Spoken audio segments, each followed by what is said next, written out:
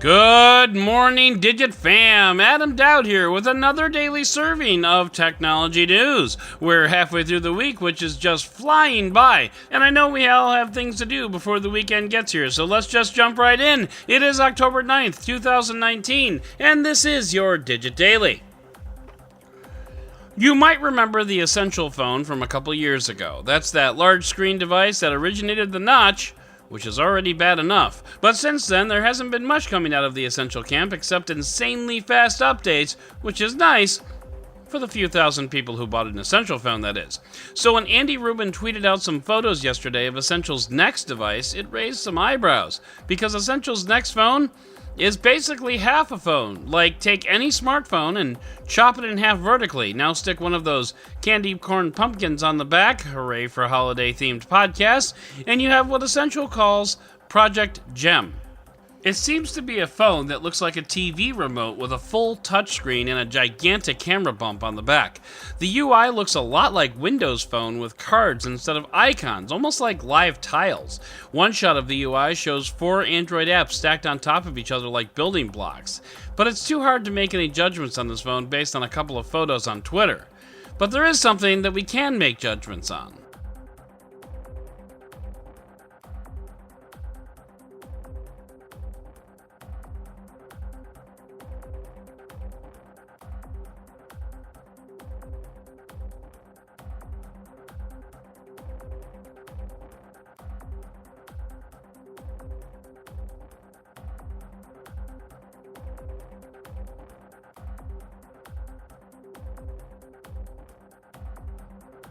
Wait a minute, did Adam screw up the editing? And look, that's a fair question. I'm not going to say that this never happened before. But no, I did not screw up the editing. I left 30 seconds of silence there intentionally, and let's be honest for a second, it felt weird, right?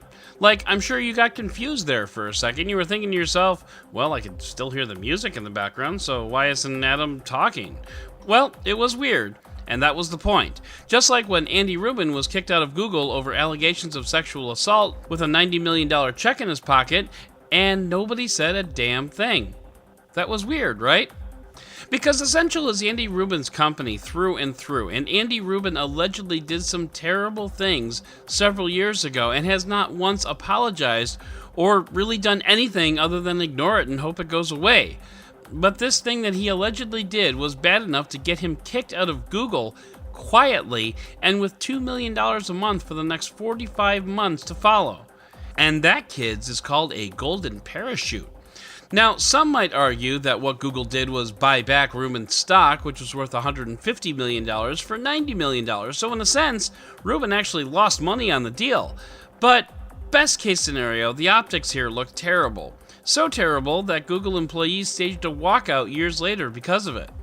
And here's the problem that Essential has. This is Andy Rubin's company. You know those photos that I talked about before? They came from Andy Rubin's Twitter account, not Essential's Twitter account. So this is Andy Rubin's baby, through and through, funded by him, run by him, and he's arguably still the face of it.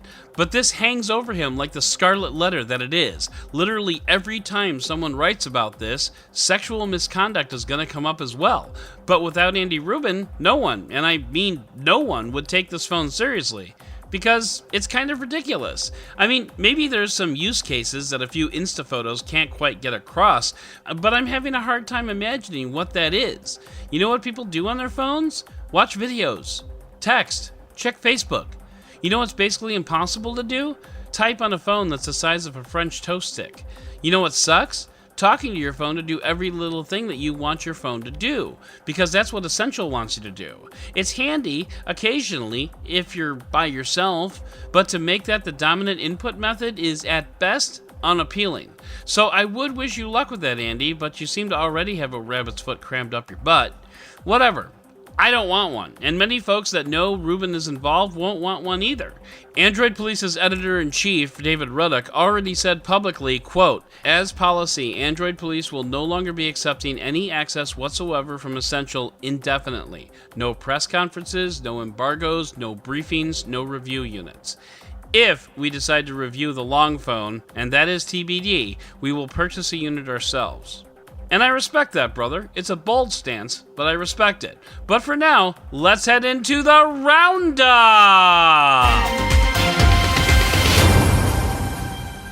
Motorola launched its Motorola One macro phone, which is a low to mid-range offering which features a 2-megapixel macro lens, which is capable of focusing on a subject just 2 centimeters away. Yes, you heard that right, 2 megapixels. Maybe because you're getting so close you don't need all the megapixels? And it should be mentioned that that's not the only camera that's on the phone. There are other sensors on the back of the phone. Motorola says, quote, "With this 2-megapixel dedicated macro vision camera, you can capture the minutest details on film." And, well, first of all, this isn't film. This is a digital camera. And second of all, I'm not sure you can use the terms 2-megapixel camera and minutest detail in the same sentence. Microsoft is adding the ability to receive phone calls through the Your Phone app on your computer, which is pretty cool until you realize that you're moving phone calls away from a device that was actually designed to make and receive phone calls. All the same, I'm in favor of it and will love the utility of it. You can get the feature right now if you're a Windows insider and don't mind running a beta version of Windows. I'll wait for the stable release, but it's good to see that it's coming to not Samsung phones. And the Lord giveth, and the Lord taketh away. Pretty awesome that we can get phone calls on our PCs, but you know what we can't do? We can't use our iPad as a second screen with Catalina. And by we, I mean me. You might remember Sidecar from yesterday, the feature I was looking most forward to. Well, apparently my MacBook is too old to push a screen to a tablet, and that's just a big cup of weak sauce, Apple. Apparently you need a MacBook with a crappy butterfly keyboard and an iPad with Apple Pencil support to make it all work. C'est la vie. I'm sure it's great, though, for people that don't have old crap.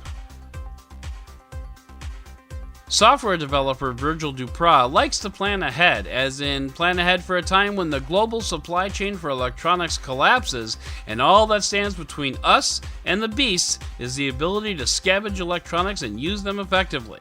So he's created CollapseOS, which is an open source operating system designed to work on anything by accessing the ability to use microcontrollers and circuit boards. To tell the truth, it's all a little bit nerdy for me, but I just want to know, will it run Netflix after the apocalypse? Because if it won't, just what the hell are we doing here anyway? And finally, do you want to show your love and appreciation for critically acclaimed HBO miniseries and end up glowing in the dark? Well, then we have the vacation destination for you. Chernobyl's Reactor 4 Control Room, which is now open for tourists. Enjoy a guided walkthrough, probably in Russian, while wearing a protective suit, helmet, and gloves. I'm guessing no selfies either. As for me, I'll go to Wisconsin Dells, thanks. So that's going to do it for today's Digit Daily. If you'd like to learn more about any of these stories, check out the links in the show notes and subscribe to our daily newsletter on Digit.com. And if you like what you heard, subscribe, leave a review, and don't forget to tell your friends about DigitDailyPod.com. Once again, I'm Adam Doud, Dead Technology on Twitter, and we'll talk again tomorrow.